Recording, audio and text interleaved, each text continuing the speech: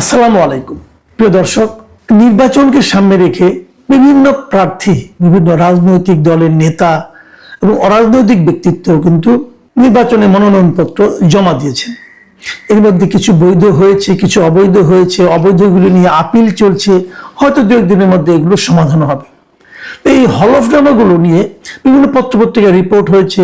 অনেকে অতি উৎসাহী আবার নির্বাচন কমিশনের ওয়েবসাইটে গিয়ে হলফনামাগুলো ডাউনলোডও করছেন পরবর্তীতে, যাতে নাকি সংরক্ষণ করা যায়। তো সেরকম বোকাদের মধ্যে আমিও একজন। আমি মোটামুটি এর মধ্যে 300 আসনের সকল প্রার্থীরই হলফনামাগুলো ডাউনলোড করে ফেলার চেষ্টা করছি, কারণ এগুলো পরবর্তী সময় হয়তো না পাই, নিজে সংগ্রহ করে থাকবে। এবং এই হলফনামাগুলো একটু চোখ বুলাতে যে প্রশ্নগুলো আমার মনে এসেছিল, আমি এটা এর আগে বিভিন্ন টেলিভিশনে, আমাদের চ্যানেলে খুব একটা বলিনি, বিভিন্ন টেলিভিশনে আমি কথা বলেছি। তার মধ্যে দুটো পয়েন্ট আমি আলোচনা করেছি। একটা হলো ওনারা যে আয়টা দেখিয়েছেন, এই আয়টার বিশ্বাসযোগ্যতা নিয়ে, এই আয়টা কি আসলে বিশ্বাসযোগ্য, এটা নিয়ে এই আলোচনা আমি পরে করবো, আরো ডিটেলে করবো, আজকে ওটা নিয়ে আলোচনা করছি না। আর আরেকটা বিষয় আমার আপত্তি ছিল, আরেকটা বিষয় নিয়ে আমি একটু কথা বলেছিলাম, সেটা হলো রাজনীতিবিদদের পেশা নিয়ে। তাদের পেশাটা আসলে কি, এটা আমার জানার খুব আগ্রহ। কারণ ওখানে যে হলফনামায় যে কথাগুলো আপনাকে জানাতে হয়, তার মধ্যে 4 নম্বর ধারায় বলা হয়েছে যে আপনার পেশা কি, আপনার পূর্বতন পেশা কি, আপনার স্ত্রীর বর্তমান পেশা কি, এবং আপনার স্ত্রীর পূর্বতন পেশা কি। এই কয়টা পয়েন্ট আপনাকে লিখতে হবে, এটা বলা আছে এখানে। তাহলে পেশা জিনিসটা কি আসে? যেমন আমাকে যদি বলো তোমার পেশা কি, আমি বলি আমার পেশা সাংবাদিকতা, এটা আমি বলি। পূর্বতন পেশা কি, ওটাও সাংবাদিকতা। তার মানে আমি বলতে চাচ্ছি, আমি আগেও সাংবাদিকতা করতাম, এখনো সাংবাদিকতা করি। কত আগে থেকে করি? হ্যাঁ, আমি প্রায় 3 দশকেরও বেশি সময় ধরে সাংবাদিকতা করি। আমার সাংবাদিকতার বয়স এখন 36 বছর ধরে আমি সাংবাদিকতা করি। বিভিন্ন সময় বিভিন্ন পত্রিকায় সাংবাদিকতা করেছি, সাপ্তাহিক পত্রিকায় করেছি, দৈনিক পত্রিকায় করেছি, আবার টেলিভিশনে করেছি, আবার অনলাইনে করেছি। বিভিন্ন জায়গায় আমি সাংবাদিকতা করেছি, এগুলো আমার পেশা।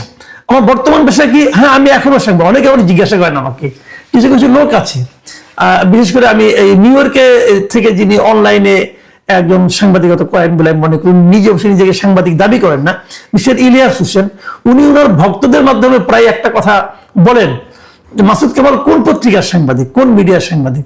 সেই জবাব আমি দিচ্ছি। সাংবাদিকদের মধ্যে কিন্তু একাধিক রকম সাংবাদিক আছে। একটা সাংবাদিকতা একটা ক্যাটাগরি হলো যে তারা হলো ফ্রিল্যান্স জার্নালিস্ট, তারা কোনো নির্দিষ্ট পত্রিকা অথবা নির্দিষ্ট মিডিয়ায় কাজ করে না, বিভিন্ন মিডিয়াতে ওনারা কাজ করেন, এবং সেই যে কাজ করেন ওই বিনিময়ে যে কাজটা করেন তার পারিশ্রমিক পান।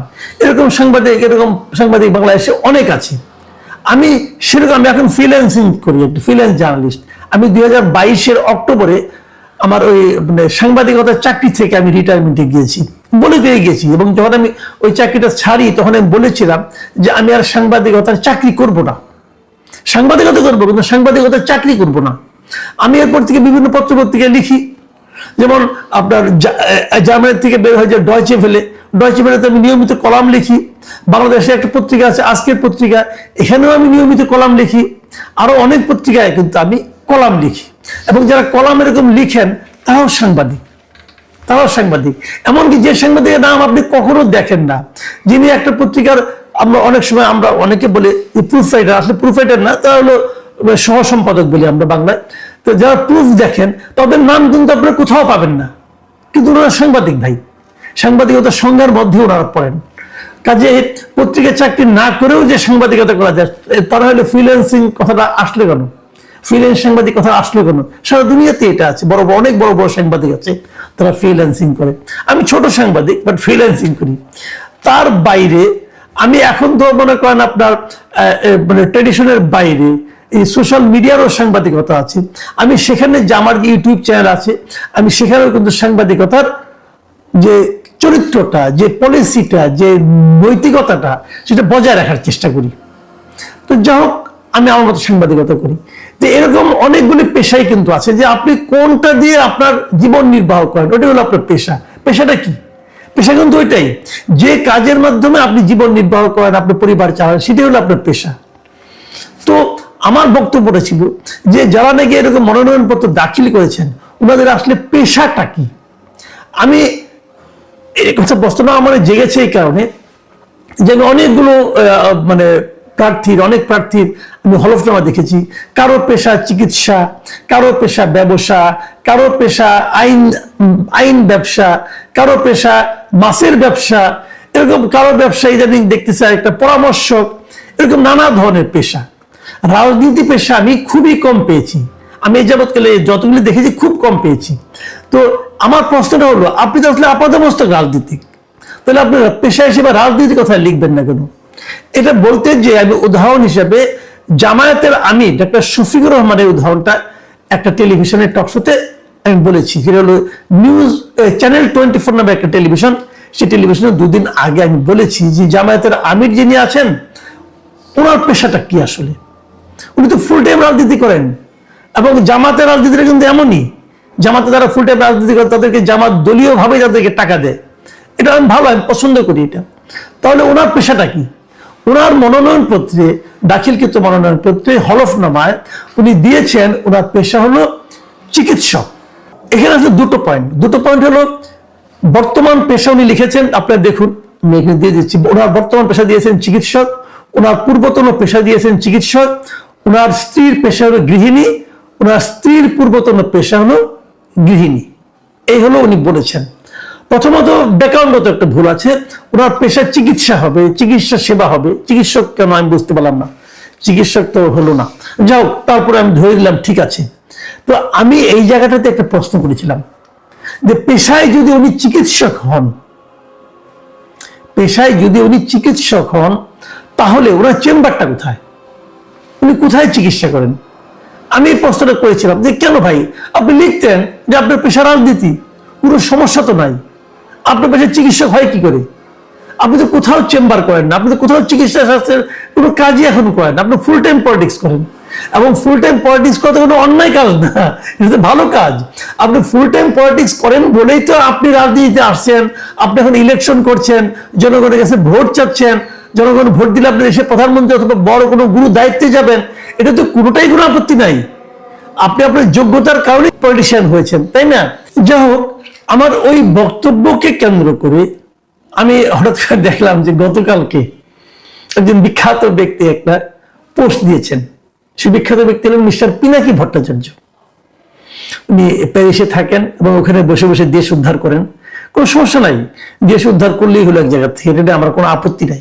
উনি মাঝে মাঝে আমার পেছনে লাগেন, আমাকে বিখ্যাত করার জন্য লাগেন। উনি হলেন একজন আসলে বিখ্যাত ব্যক্তি, কিন্তু উনি ওনার অনেক অনেক ফলোয়ার, ফেসবুকে, ওনার ইউটিউবে কোনো কিছু দিলে মিলিয়ন মিলিয়ন ভিউ হয়। তো যখন উনি আমার কথা বলেন আমি একটু খুশি হই যে এত এত লোক আমার নাম জানতেছে, খারাপ কি। আবার উনি কথাবার্তা একটু অশ্লীল বলেন, তো ওটা নিয়ে আমি কিছু মাইন্ড করি না। আমি মাইন্ড করি না এই কারণে যে ওনার বাড়ি হলো বগুড়ায় আর কি, তো আমারও শ্বশুর বাড়ি বগুড়ায়, সেই হিসেবে আমি ধরেই নিয়েছি যে বগুড়ার জামাই হিসেবে হয়তো ওনার কাছ থেকে এতটুকু মানে রসিকতা আমি পেতেই পারি। উনি কালকে একটা পোস্ট দিয়েছেন, সেই পোস্টের মূল বক্তব্য আমার একটা ছবিও দিয়ে দিয়েছেন।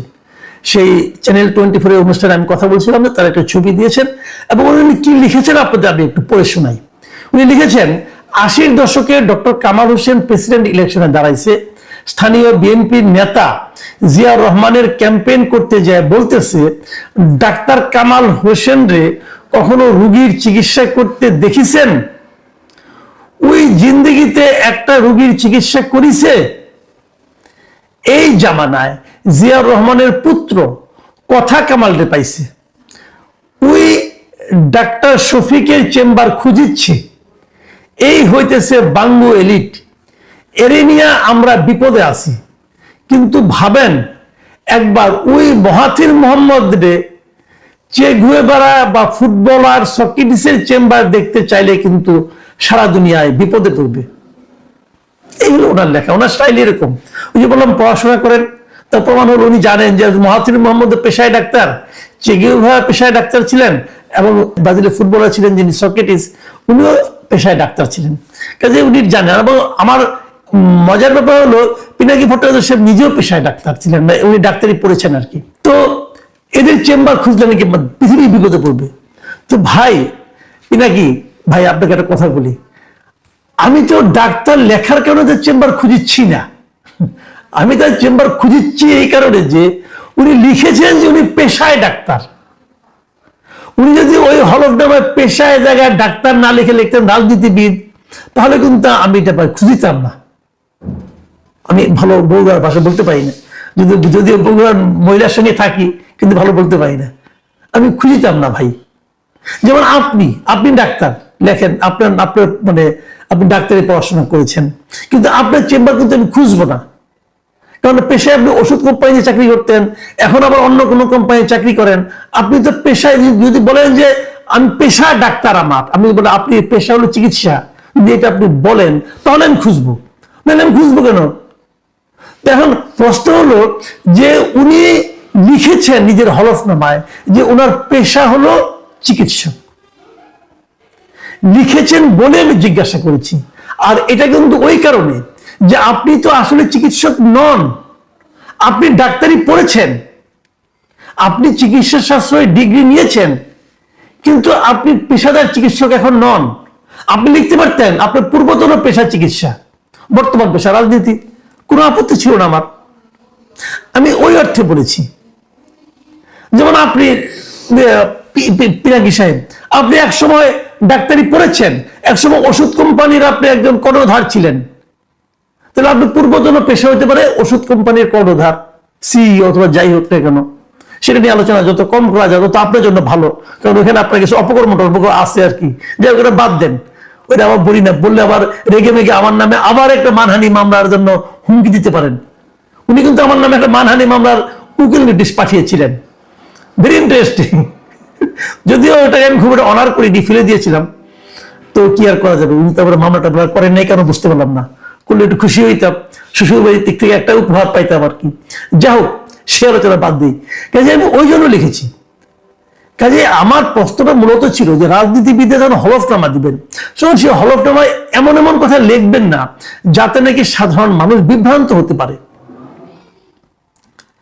সেই জন্য আমি কথাটা বলেছিলাম। যেমন আমি একটা উদাহরণ দিয়ে বলি আপনাকে, এই যে তারেক রহমান সাহেব যে হলফনামা দিয়েছেন, তারেক রহমান সাহেব যে আয় দেখিয়েছেন, ওটা নিয়ে আমার আপত্তি আছে, আমার সন্দেহ হয়েছে, আমার বিশ্বাস হয়নি, আমি বলেছি। কিন্তু উনি কি জানেন উনি ওনার পেশা কি লিখেছেন? উনি ওনার পেশা লিখেছেন রাজনীতি। উনি ওনার পূর্বতন পেশাও লিখেছেন রাজনীতি। উনি ওনার স্ত্রীর পেশা লিখেছেন চিকিৎসক, স্ত্রীর পূর্বতন পেশাও লিখেছেন চিকিৎসক। তার মানে ওনার স্ত্রী জীবনে চিকিৎসা পেশা ছাড়া অন্য কোনো কিছু করেনি। তারেক রহমান সাহেব জীবনে রাজনীতি ছাড়া অন্য কোনো পেশায় যুক্ত হননি। সোজা হিসাবে ভাই, সরল পথে থাকেন। শফিকুর রহমানের এটা ভুল হলো কেন? এটা কি শফিকুর রহমান নিজে হাতে ভুল করেছেন? আমি কিন্তু তা মনে করি না। আমি জানি আমাদের এখানে ইনকাম ট্যাক্সের ফাইলগুলো কারা পূরণ করে, এটা কিন্তু আরেকজন ইনকাম ট্যাক্সের উকিল পূরণ করে দেয়, কিন্তু অনেক কিছু লেখে। এখানেও আমার ধারণা তার হয়ে অন্য কেউ করেছেন, যিনি এই কাজগুলি করেছেন, এমনকি ওনাদের আয় টায় নিয়ে যিনি অঙ্কগুলি বসিয়েছেন, তারা ভুল করেছেন, তারা অন্যায় করেছেন। আমি তাদেরকে সতর্ক হওয়ার জন্য বলেছি। এতে গায়ে জ্বালা লেগে গেছে পিনাকি সাহেবের। কেন ভাইয়া, আপনি কি জামাতের দায়িত্ব নিয়েছেন নাকি? জামাতের পিয়ারও হয়েছেন ভাই? কারো পিয়ারও হয়েন না, কারো পিয়ারও হয়েন না। পিয়ারও হওয়া বাদে কোনো স্বস্তি নেই। হয়তো অর্থ আছে কিন্তু স্বস্তি নেন। আপনি যেটা পারেন সেটাই করেন। পিয়ারোগিরি আপনার কাজটা, পিয়ারোগিরি করতে যে আপনি ধরা খাচ্ছেন বারবার। আপনি কিছুদিন সরকারের দালালি করছেন, এখন সরকারের উপরে খেপছেন, সরকার আপনাকে ঠিক মতো হয়তো মাল পানি আর দেয় না, চেপে গেছেন। আমি কিন্তু ভাই শুরু থেকে একই জায়গায় আছি। এই সরকার যেদিন দায়িত্ব নিছে সেই দিন থেকে আমি বলছি এই সরকার পারবে না। এটা আপনি একদিন পরে বলতেছেন, কিন্তু আপনার তো আমার আগে বলা উচিত ছিল, কারণ আপনি তো আমার চেয়ে অনেক জ্ঞানী বলে আমি মনে করি। জ্ঞানী মানুষ বুঝতে এত সময় লাগে কেন ভাই? এত সময় কেন লাগে? তো আমি আপনার কাছ থেকে সমালোচনা আশা করি, আরো তীব্র সমালোচনা আমাদের করেন।